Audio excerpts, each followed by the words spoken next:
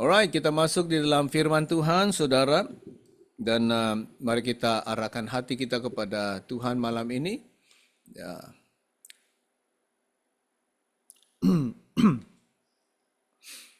Oke. Ya, selamat datang lagi dalam kebaktian online kita. Kita dari sini, dari Gereja Ethnos Evangelical Fellowship. Ya, puji Tuhan. Malam ini saya akan sambung apa yang saya tinggalkan 3 minggu yang lalu tentang memberi 1/10 Anda. So malam ini kita akan sambung dan saya akan habiskan malam ini tentang subjek ini, memberi 1/10 Anda. Alright, giving your 10. Banyak orang mengatakan bahwa ini adalah subjek yang sensitif, subjek yang kontroversial. Tapi saya tidak mau pikir seperti itu karena selama mengenal Tuhan, melayani Tuhan, saya mempraktikkan, saya mengamalkan memberi persepuluhan dan saya mendapati itu sangat menguntungkan, memberkati, menyembah Tuhan, meletakkan Tuhan di tempat yang pertama dalam kehidupan saya. Walaupun banyak perdebatan, banyak percenggahan di dalam pengertian tentang memberi persepuluhan kepada Tuhan. Dan saya akan kongsikan ini malam ini, alright? Ya, tapi saudara, kalau kita mencintai Tuhan, memberi persembahan, memberi persepuluhan, memberi kepada Tuhan tidak menjadi masalah. Amin. Kalau Anda setuju, katakan amin. Ya, sama ada memberi persepuluhan, memberi 1/10, memberi 20%, memberi 50%, memberi 100%, tidak ada masalah, saudara-saudara. Ya. Saya pikir kadang-kadang lucu ya. Ya, kadang-kadang lucu. Kadang-kadang kita ada makanan yang kita suka. Jadi kita suka restoran itu. Dan kita memberitahu diri kita, karena saya suka makanan di restoran itu, setiap minggu saya akan makan di restoran itu. Nah, kadang-kadang kita makan di restoran itu, kita order makanan, ini kita mau, itu kita mau, itu kita mau. Kadang-kadang kita membelanjakan uang dan kita tidak pikir pun ya harganya. Karena kita melihat ini makanan enak dan makanan ini saya suka. Jadi tidak ada masalah untuk saya membelanjakan uang. Ada orang kadang-kadang tempat makan itu atau restoran itu sudah menjadi tempat tetap. Ada orang makan sarapan di restoran sudah tetap. Setiap pagi saya harus ke restoran itu sebelum pergi kerja. Ada orang katanya setiap minggu selesai kebaktian, setiap minggu kami sekeluarga akan makan di restoran itu. Karena enak makanan dia. Harga itu tak perlu pikir. Yang penting kita enjoy makan. Ya, jadi saudara, sama juga prinsip dia. Kalau kita mencintai Tuhan, memberi tidak ada masalah. Ya, kadang-kadang kita memberi di dalam gereja, wah kita kira betul. Ya, kita akan menghitung. Kita kira, saya sudah beri banyak pada gereja, cukup. Oh, saya punya persepuluhan karena gaji sudah naik, jadi persepuluhan naik. Oh, sudah besar ini, gereja sudah cukup ada. Jadi kita mengira sekali ya, kita ambil kira. Tapi kalau kita untuk diri sendiri, kita tidak kira. Yang penting kita enjoy. Jadi kadang-kadang kita tidak balance di dalam hal ini karena kadang-kadang setiap bulan uang yang kita belanjakan untuk kenikmatan itu lebih besar sebenarnya, jauh lebih besar sebenarnya daripada apa yang kita berikan kepada pekerjaan Tuhan. Kalau kita mengerti tentang pelayanan, kalau kita melayani Tuhan walaupun kita bukan dalam ministry, kita akan mengerti bagaimana pentingnya untuk memberi kepada Tuhan. Dan kita tidak akan mengira sangat. Karena kita mencintai Tuhan, kita sayang Tuhan, kita sayang pekerjaan Tuhan. Kita sangat committed untuk melayani Tuhan. Ya, itu hanya makanan minuman saja. Ya, ada orang kadang-kadang contohnya hari ini karena hampir semua orang hidup dengan internet. Kalau tidak ada internet tak boleh hidup dia. Ya. Kalau internet tersekat atau terberhenti seketika, oh seluruh dunia mengeluh. Ya, karena hidup kita begitu bergantung kepada internet pada zaman ini. Tak boleh dinafikan. Dan ada orang karena dia mau internet yang lebih bagus, kelajuan yang lebih bagus. Ya, jadi kadang-kadang dia upgrade dia punya data untuk lebih besar supaya dapat speed yang lebih bagus, supaya tidak ada gangguan saat dia masuk dalam internet atau surfing.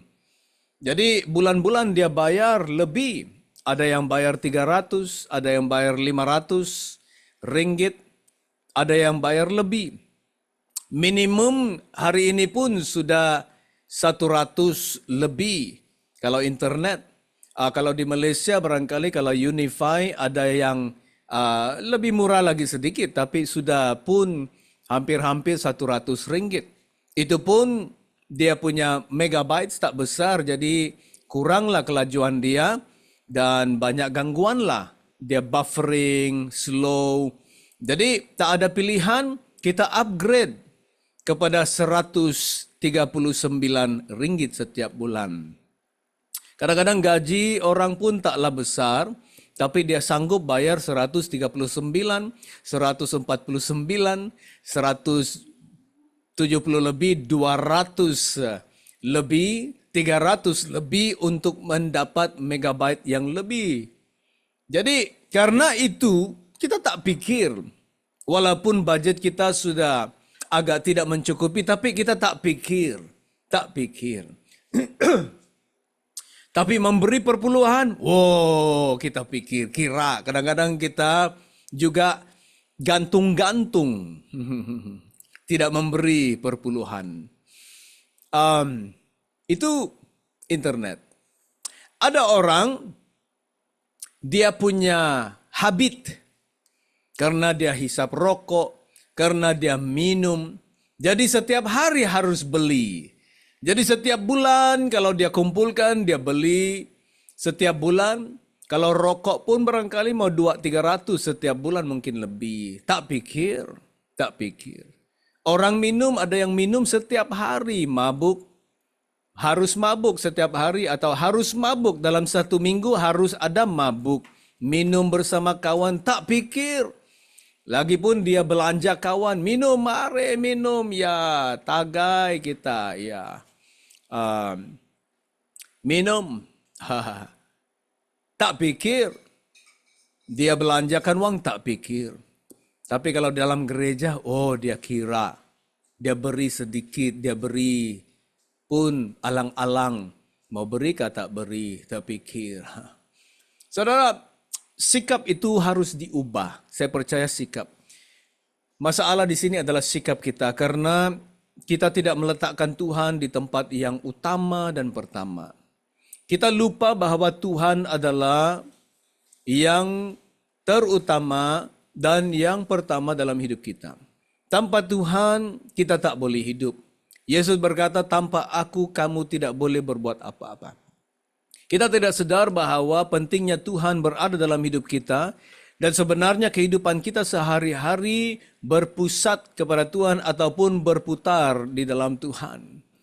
Karena dialah yang menampung kita, dialah yang memberikan kita kehidupan, dialah yang memberikan kita nafas, dialah yang memberikan kita kekuatan untuk bekerja, kekuatan, dialah yang memberikan kita kemampuan untuk hidup, saudara.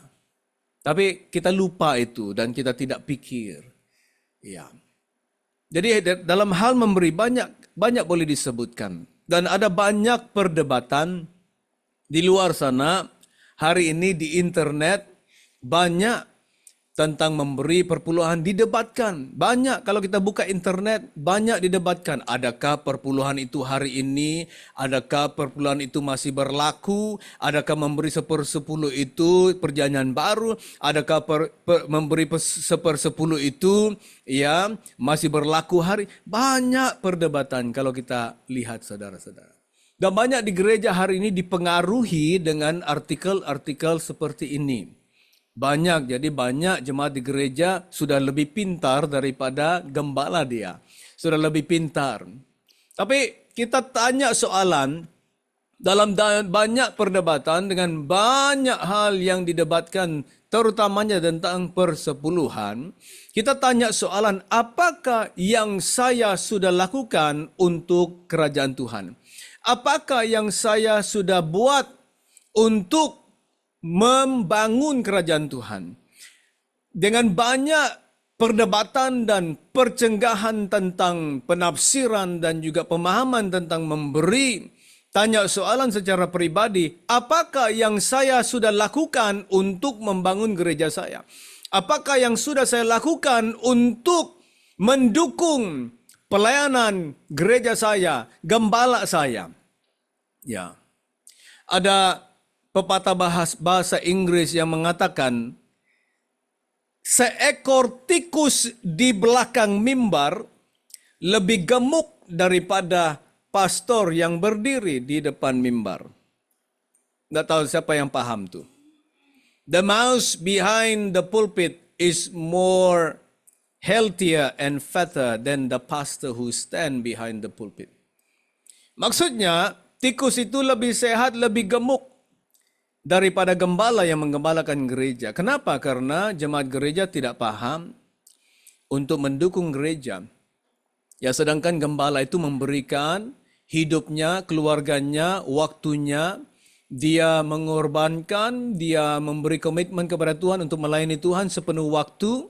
Dia meninggalkan banyak hal-hal dunia, dia meninggalkan banyak keistimewaan dalam dunia, bukannya karena pastor itu tak boleh melakukan.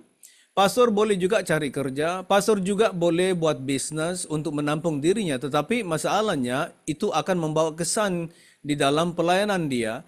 Keaktifan di dalam pelayanan itu akan terkesan apabila gembala itu melibatkan diri dengan hal-hal yang lain karena mau menampung kehidupan. Saudara, banyak saya melihat teman-teman, banyak saya melihat juga pelayan-pelayan Tuhan, hamba-hamba Tuhan yang coba-coba mau melibatkan diri di dalam bisnis, melibatkan diri di dalam, ya karena keperluan keuangan ada. Jadi mau coba ini, coba itu, coba ini. Apa masalahnya saudara? Mereka terkesan dan ada yang hilang pelayanan. Hilang fokus, hilang pelayanan karena itu saudara. Saya tidak berkata, saya tidak sokong kalau pastor itu bekerja. Memang ada pastor-pastor hari ini bekerja. Ya. Tapi kalau kita paham tentang rencana Tuhan, bagaimana Tuhan menampung gerejanya, mencukupkan gerejanya daripada jemaat yang mendukung gereja lewat pemberian mereka, lewat memberi persepuluhan mereka, gereja itu atau gembala itu menjadi lebih efektif untuk melayani Tuhan dan membangun gereja. Dia akan bebas dari segala beban, dia akan bebas dari segala kebingungan, kerunsingan, ya saat rasa dia kekhawatiran, beban itu untuk menampung dirinya. Kalau jemaat gereja mengerti, memberi dan juga mendukung pelayanan gembala dan gerejanya itu, gembala akan bebas daripada semuanya itu dan akan menjadi full time, fokusnya menjadi full atau penuh kepada pelayanan. Dan pelayanan akan menjadi efektif. Bayangkan kalau seorang pastor ada kerja. Jadi dari pagi jam 8 pagi dia kerja sampai jam 5 petang dia bekerja. Pulang rumah dia sudah capek, penat. Malam ada pelayanan, ada Bible study, ada prayer meeting, ada pelayanan untuk membesuk atau melawat jemaat hampir setiap minggu karena siang hari dia tak boleh lakukan karena kerja. Jadi malam semua dia lakukan pelayanan. Bayangkan sepanjang hari bekerja dan malam dia pelayanan lagi sampai jam 10 malam, jam 11 malam saudara-saudara. Begitu penat, capek, lelah, tidur, bangun pagi lagi. Tak tahu kalau dia boleh bangun pagi awal untuk berdoa, baca firman Tuhan. Ya, tapi bayangkan waktu untuk dia belajar, waktu untuk menelaah Alkitab, waktu untuk mempersiapkan khotbah, waktu untuk berdoa. Saudara, kalau kita lihat tren ini sangat terbatas atau limit. Coba kita bayangkan dia punya keaktifan dalam ministry. Urapan Tuhan yang ada dalam diri dia karena kurang meluangkan waktu dalam hadirat Tuhan. Pengetahuan dia dengan firman Tuhan sangat terbatas karena tidak ada waktu baca Alkitab, tidak ada waktu untuk belajar. Ya, berdoa kurang. Jadi jemaat tak paham tentang ini. Ada jemaat merungut katanya, kenapa ini pastor tidak cari kerja? Kenapa ini pastor tak cari? Banyak jemaat tidak paham, tidak mengerti.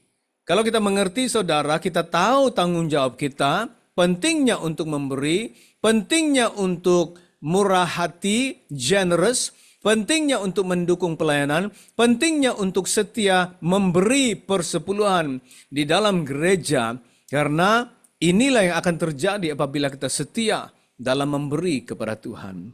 Saya harap kita mengerti saudara. Saya tak masuk pun dalam nota saya malam ini. Tapi saya mau kongsikan hati saya. I want to share to you my heart. Ya, memang hari ini ada banyak pastor lah yang businessman. Mereka panggil bivocational pastors. Tapi kita tidak boleh, dan saya mau berbicara kepada pastor-pastor yang ada business yang mereka bivocational. Karena banyak mereka begitu confident seolah-olah ada keangkuhan mengatakan, saya oke. Saya melayani Tuhan, tak ada masalah. Saudara, jangan kita bandingkan dengan pelayan atau hamba Tuhan yang melayani Tuhan sepenuh waktu untuk menggembalakan gereja. Karena kalau kamu adalah bivocational, kamu ada business, bukan semua gembala pelayanan Tuhan dipanggil Tuhan untuk melakukan business. Ya. Coba bayangkan para rasul di dalam Alkitab. Memang Rasul Paulus dia adalah tent maker. Tapi bukan semua. Petrus bukan tent maker.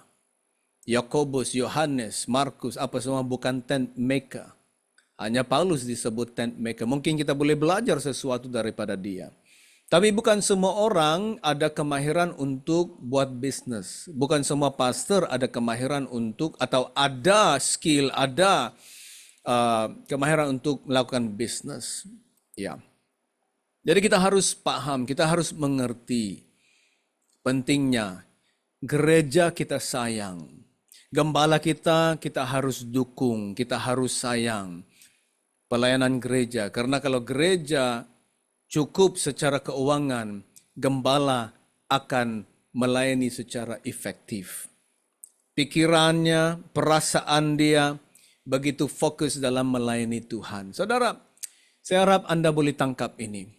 Jadi, tak perlulah didebatkan tentang perpuluhan. Kenapa harus beri perpuluhan?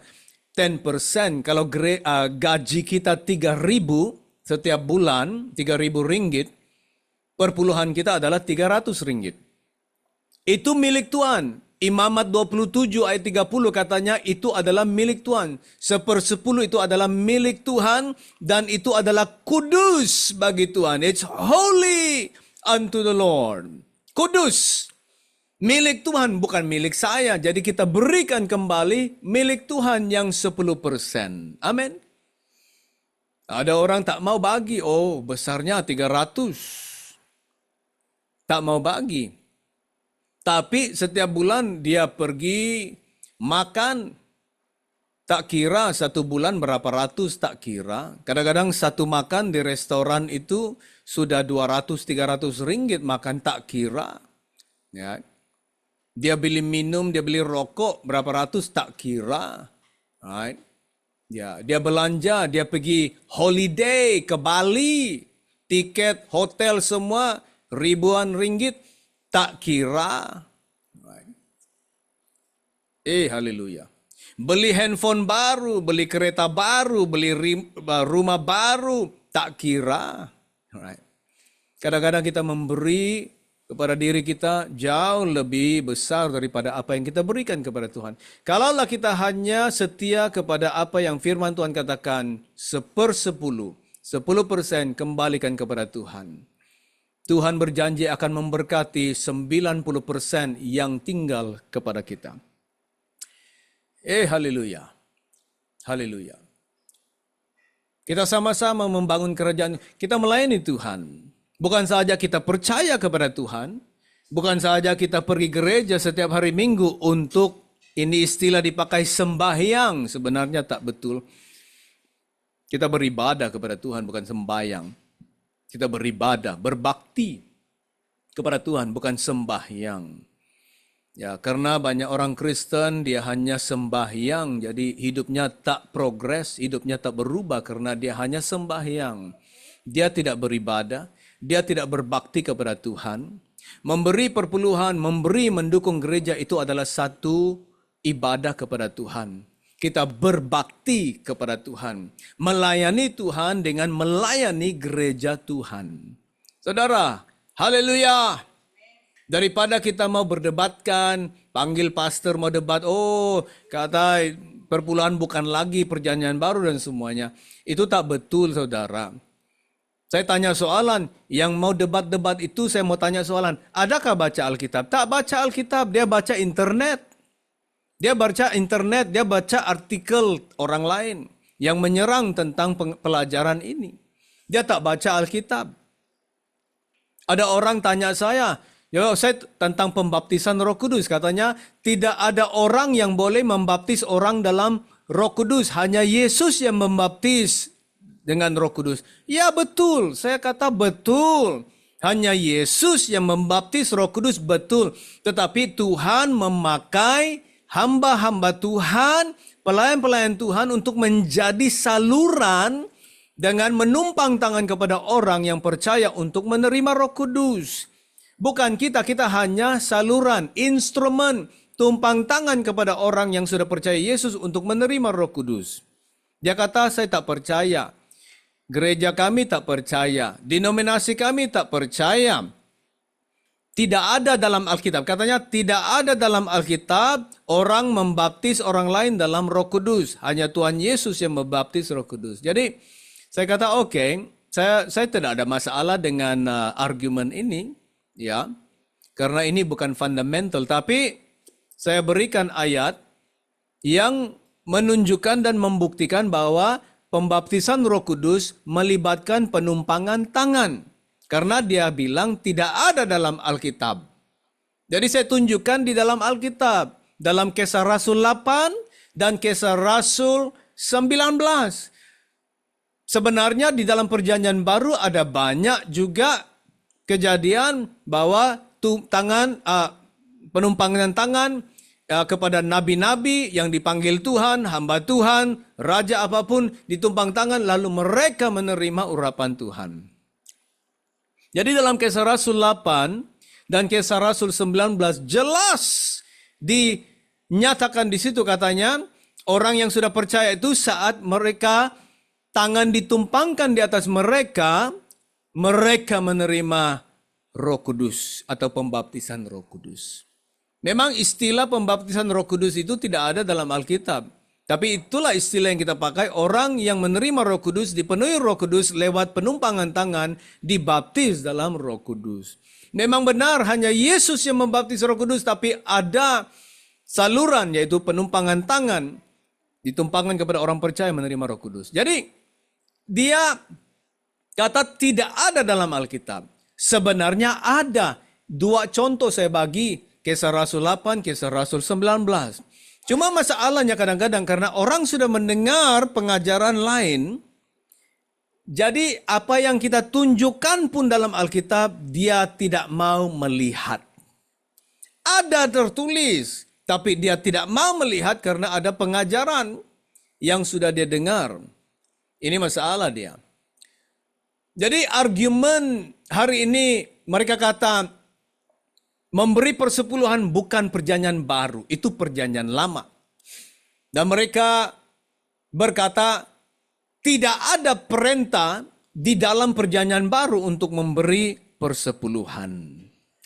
Adakah karena kita tidak melihat perintah yang langsung atau direct command untuk memberi perpuluhan itu, adakah maksudnya perpuluhan itu tidak dilakukan, diamalkan? Saya bagi contoh. Saya tak tahu kalau saya boleh ambil ini. Saudara, malam ini, coba bagi saya 1 menit ya. 2 Tesalonika, 2.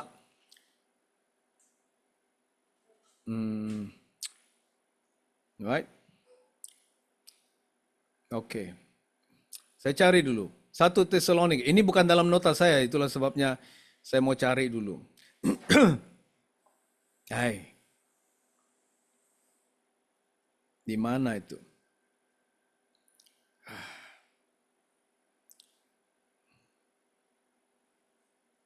Can you look for me?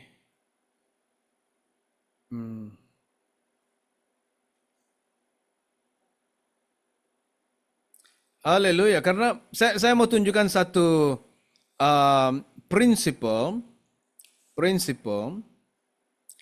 di dalam firman Tuhan tentang ini ya, karena ini argumen-argumen yang biasa didengar, argumen yang sering diberikan, tapi ada prinsip yang diberikan di sini. Di dalam, 1 Tesalonika 4 ayat 9. Kalau ada Alkitab Anda, saya mau tunjukkan satu prinsip di sini ya. 1 Tesalonika 4 ayat 9.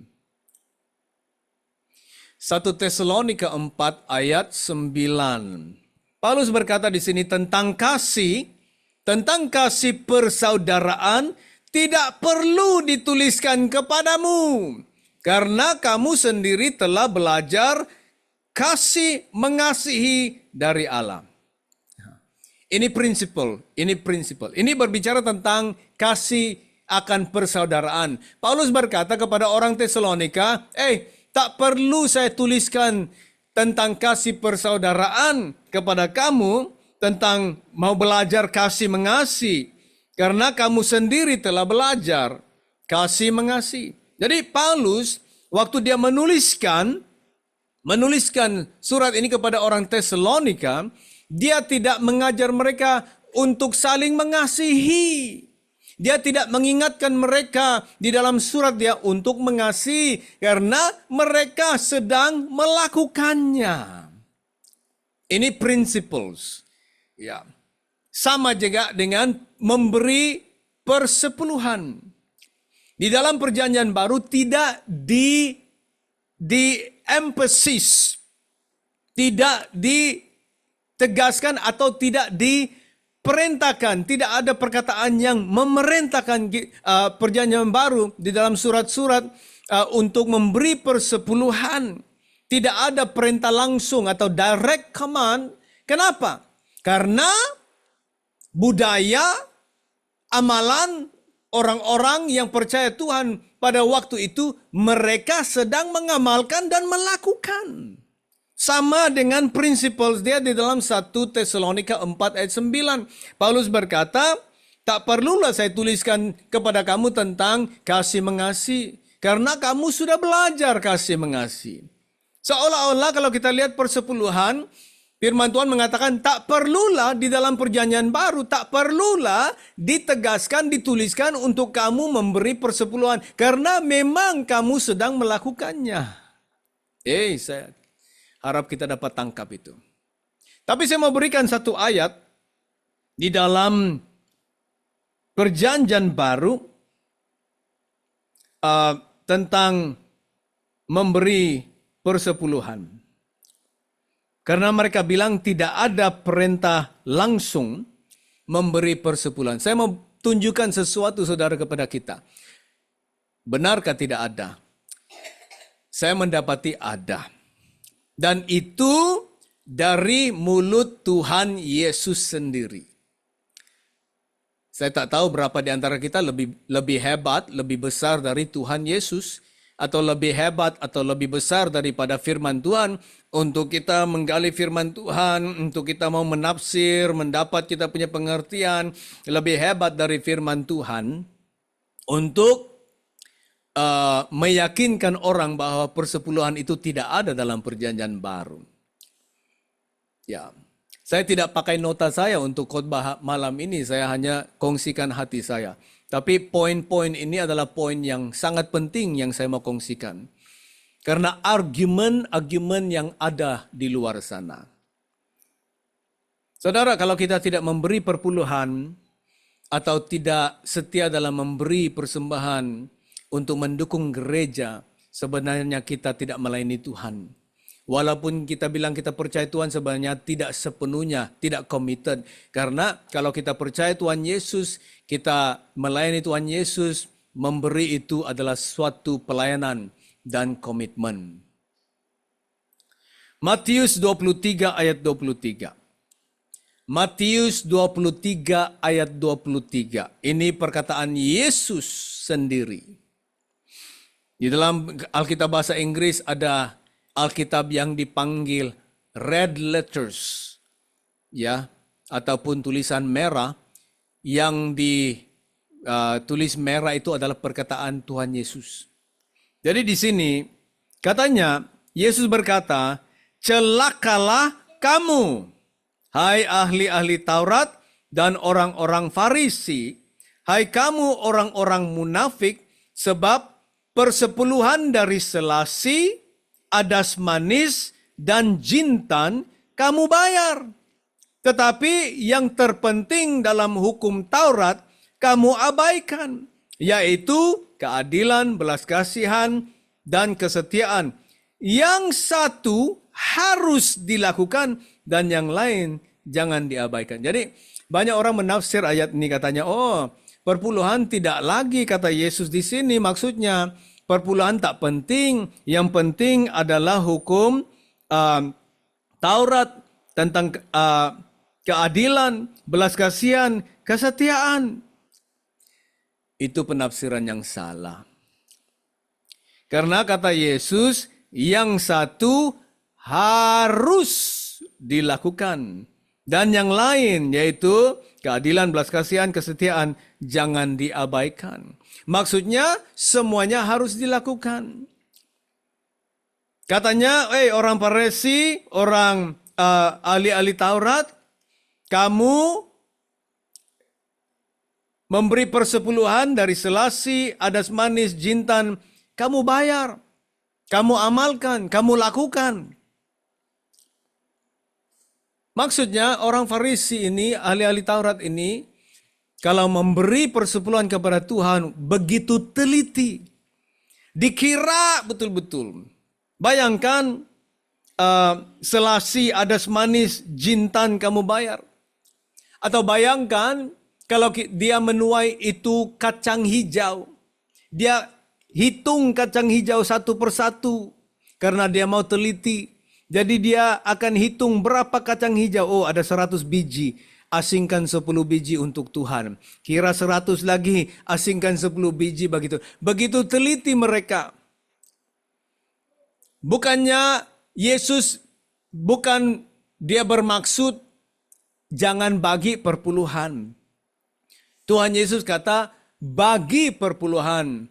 Tapi pada masa yang sama jangan abaikan keadilan, belas kasihan. Ya, jangan abaikan kesetiaan. Itu perkataan banyak orang tak mau lihat. Walaupun kita tunjukkan kepada mereka, dia tidak mau lihat, dia tidak mau dengar karena sudah dia dengar pelajaran yang lain. Ini perkataan Yesus, katanya yang satu yaitu perpuluhan harus dilakukan. Hari ini kita baca itu balik-balik. Harus dilakukan. Memberi persepuluhan harus dilakukan. Kalau dalam bahasa Inggris, this you ought to have done. Terjemahan yang lain katanya, to give your tithes, giving tithes. Yes, you should give your tithes. Dalam terjemahan lain kata, should you give your tithes? Yes. Itu begitu empatik sekali. Begitu empatik. Jadi dari perkataan Yesus sendiri, ada dia katakan, persepuluhan harus dilakukan. Saya tak tahu berapa di antara kita lebih hebat dari Yesus. Lebih hebat dari perkataan Yesus.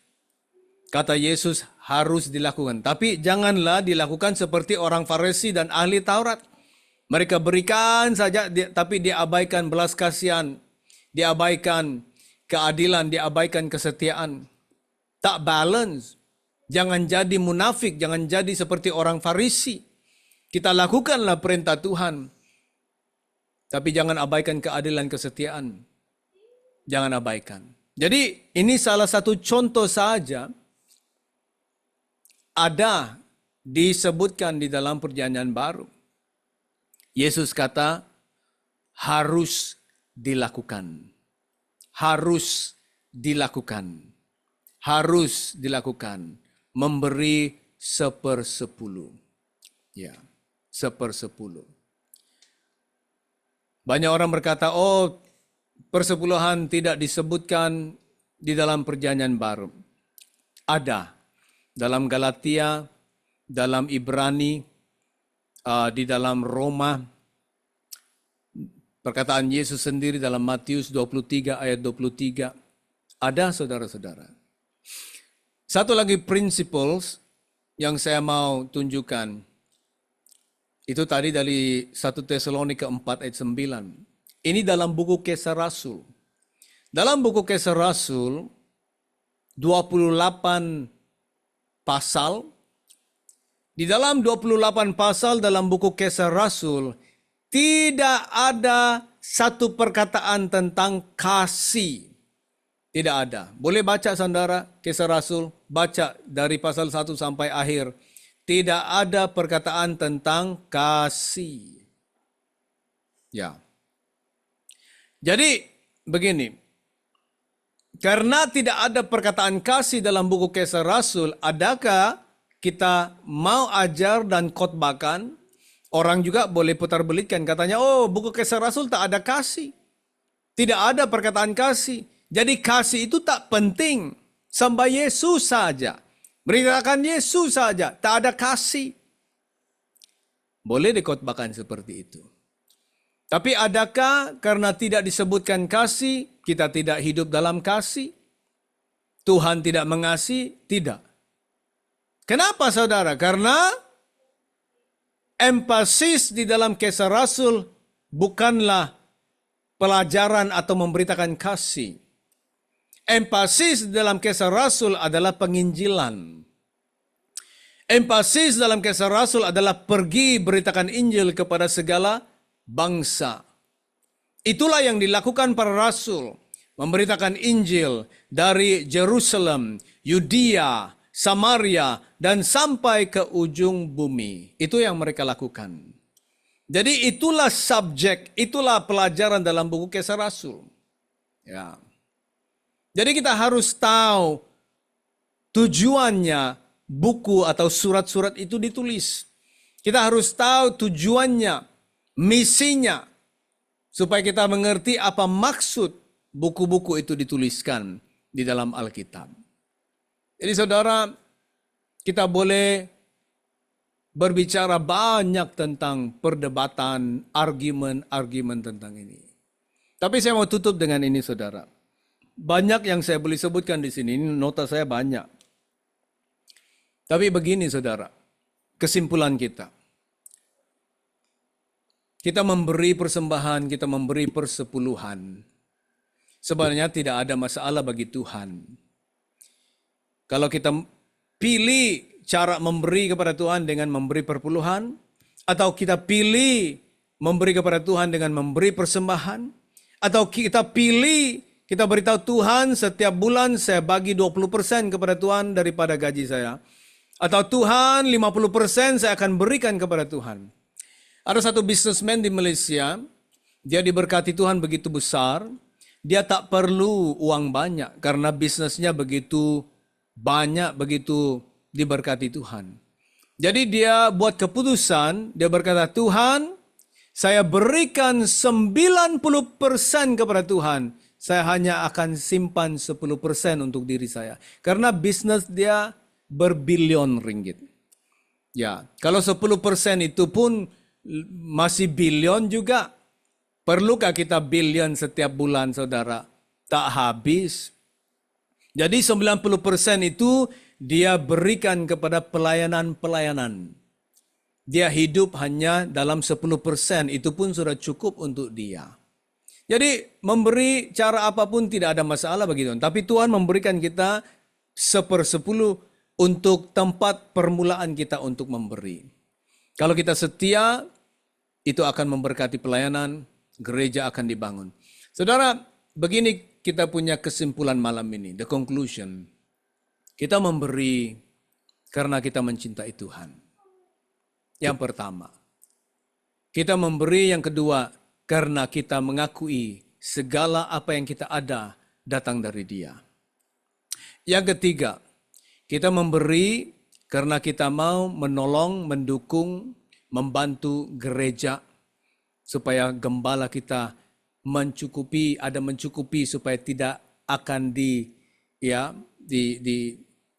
tidak perlu pikir banyak lah, hanya fokus dalam pelayanan.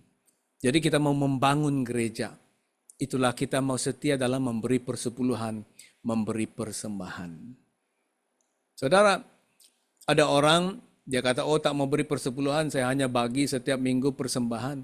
Tapi itu pun dia beri dengan bersungut-sungut, beri dengan hati yang tidak sepenuhnya.